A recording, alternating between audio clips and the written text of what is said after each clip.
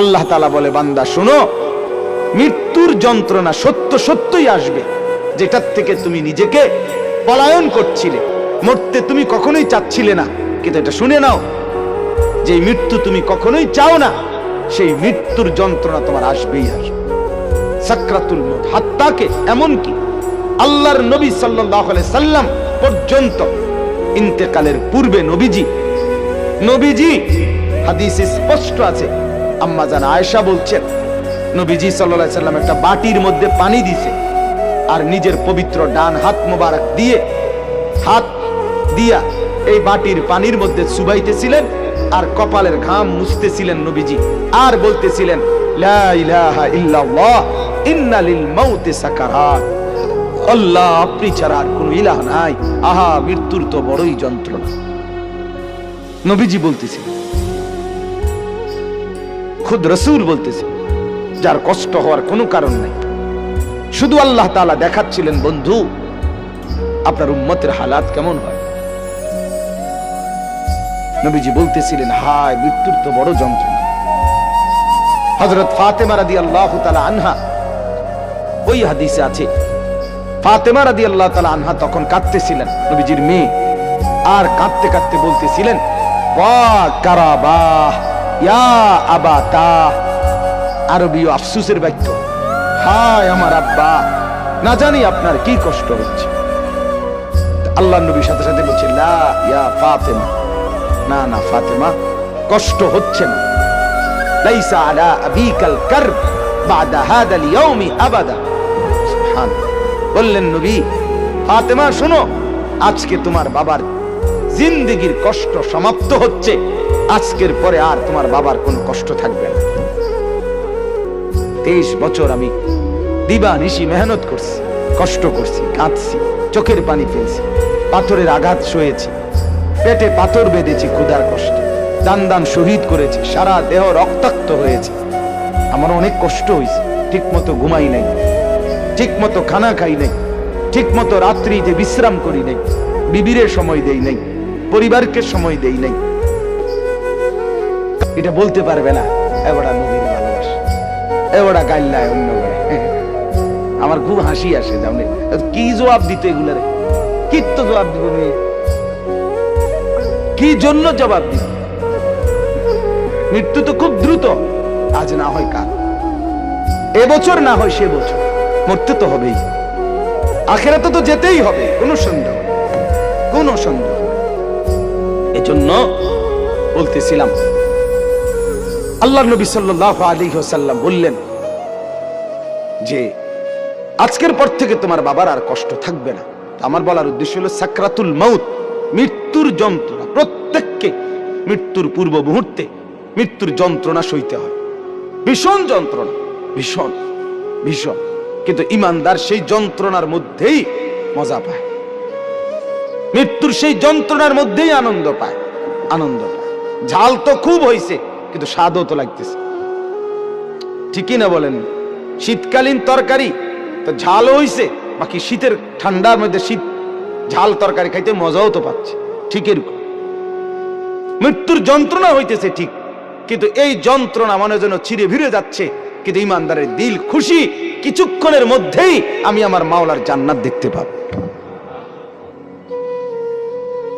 এটা তখন তাকে সব কষ্ট ভুলায় দেয়, সব কষ্ট ভুলায়।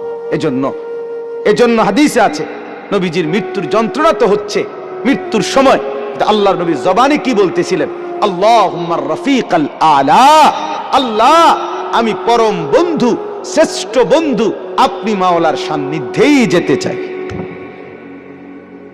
তার মানে যেন আল্লাহ তাআলা বুঝাইছেন, বন্ধু মরবেনও না, তা আমাকে আর পাবেন কেমন, মরতে তো হবেই, আসতে তো হবেই আমার কাছে। একটা মজার উদাহরণ শুনেন, আমরা কিতাবে পড়ছি, ইব্রাহিম আলাইহিস সালাম, ওনাকে মালাকুল মউত আজরাইল ওনার জান কবজ করার জন্য আসছে। তা আসার পরে আজরাইল বলছে, হে আল্লাহর নবী ইব্রাহিম, আমি আসছি আপনার জান কবজ করতে, আপনি যাবেন? ইব্রাহিম আলাইহিস সালাম তখন মালাকুল মউত আজরাইলকে বলছে, আজরাইল কি বললা এটা? আচ্ছা তুমি আল্লাহকে একটা কথা জিজ্ঞেস করো, গিয়া যাও, একটা প্রশ্ন আমার, বলছে কি বলেন? তখন ইব্রাহিম আলাইহিস সালাম বলছে আল্লাহকে তুমি গিয়া বলো আয়াকবিজুল খলিলু রূহা খলিলিহি, কয় বন্ধু আরেক বন্ধুর কি জান কবজ করে? বন্ধু কি বন্ধুরে মাইরা ফেলে? কসাইডে কইতে কও মানে আমি না আল্লাহর বন্ধু, তা বন্ধু কেমনে বন্ধুর মাইরা লায়? এটা কেমন কথা? আজরাইল গেছেন আল্লাহ তাআলাকে শুনাইছেন, আল্লাহ তো শুনছেই, তো আল্লাহকে বলছে রব্বুল আলামিন ইব্রাহিম তো এটা বলছে, কি বলতাম? তো আল্লাহ তাআলা ফেরত আরেকটা কথা বলছে যে আজরাইল তুমি গিয়ে এটা বলো ইব্রাহিমকে। এবার দেখো কি কয়।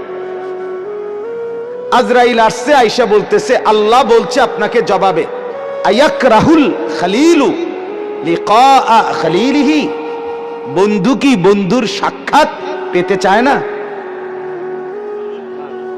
বন্ধু কি বন্ধুর মোলাকাত পছন্দ করছে না? বন্ধুর সাক্ষাতে যাবেন না? ইব্রাহিম আলাইহিস সালাম সাথে সাথে বুঝে ফেলছে, হায় আচ্ছা তো আসলে মৃত্যু না, এটা তো আমারে মেরে ফেলা না, এটা তো আমার রূহ কবজ না, বরং আমাকে তো আমার মাওলার সাথে মিলায়া দেওয়া। তখন সাথে সাথে উনি বলছে ইকবিদ রূহি আল আন ইয়া মালাকাল মউত, হে আজরাইল মালাকুল মউত এখন আমার রূহ কবজ করো, আমি বন্ধুর কাছেই যেতে চাই। তাহলে সাকরাতুল মউত, মৃত্যুর যন্ত্রণা সহজ হয়, লাঘব হয়, আসানি হয় যদি কোনো মৃত্যু পথযাত্রী মুমূর্ষ ব্যক্তির সামনে সূরা ইয়াসিন তেলাওয়াত করে। আমার বাপ সুন্নত, সুন্নত মৃত্যুর আগে, মৃত্যুর পূর্ব মুহূর্তে কোন বান্দার জন্য কোরআন থেকে পড়া, এটাই হলো মূলত সুন্নত, এটাই সুন্নত। মৃত্যুবরণ করবার পরে পড়া এটা সুন্নত না, এটা সুন্নত না। মৃত্যুবরণ করার আগে পড়া সুন্নত।